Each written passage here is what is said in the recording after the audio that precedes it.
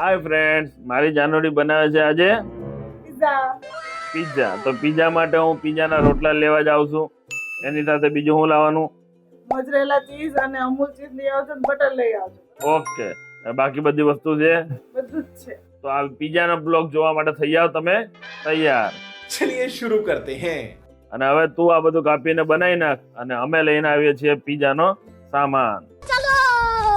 તો મારી જાનોડીએ બહાર જઈને કીધું હતું કે કનૈયા નમકીન માંથી જ રોટલા લાવજો. તમે પહોંચી ગયા કનૈયા નમકીન માં, ત્યાંથી લઈ લીધા પિઝાના રોટલા, મોઝરેલા ચીઝ, બટર.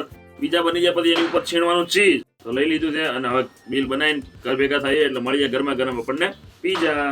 તો જો ગાઈસ, આ અમે ધનતેરસના દિવસે નવી જે પેન લાવ્યા હતા ને, જેમાં પિઝા બનાવવાના હતા, એનું મુહૂર્ત થઈ રહ્યું છે આજે. એટલા માટે જ આજે અમે પિઝાનો બ્લોગ બનાવવા જઈ રહ્યા છીએ. વાહ, જો મારી જાનોડી હવે આની ઉપર પિઝા બનાવશે. वाह. New brand. तो क्या नाचो मैं લાવો ને પણ મને કરવા દો ને.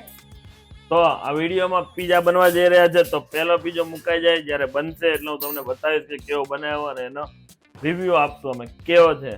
અને તમે પણ કયા કયા પ્રોગ્રામ ઘરમાં બેઠા બેઠા કર્યા દિવાળીમાં કમેન્ટમાં જરૂરથી કહેજો અમને.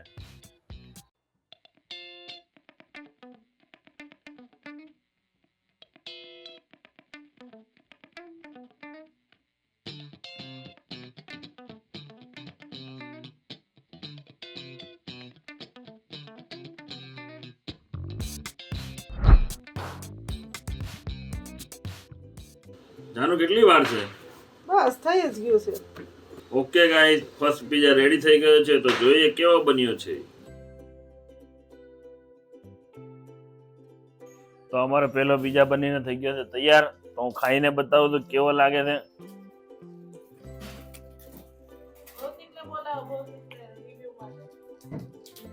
मजा आया. મસ્ત પિઝા બન્યો છે ભૌતિક. એટલે તો બટા ચાખીને કે કેવો લાગે છે. वाह. મને નથી કહેવાનું આમ કેમેરા. મજા આવી, મજા. તો આપણે મમ્મીને ચખાડી કેવું લાગે. મમ્મીના રિવ્યુ લઈ લે મારી જાનુ. મેં બનાવ્યો એટલે કે ખરાબ થોડી હોય. જોયો, તમારા ઘરમાં કોણ બનાવે? અમારા ઘરમાં ઈ બનાવે એટલે બધું રેડી જ હોય.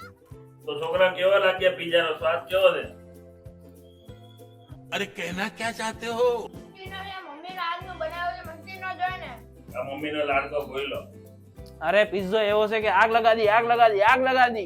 चले एक काम कर 200 रुपए दे और 50 रुपए काट ओवर एक्टिंग के वजह તો તમે આ વિડીયોને લાઈક કરી દેજો, શેર કરી દેજો.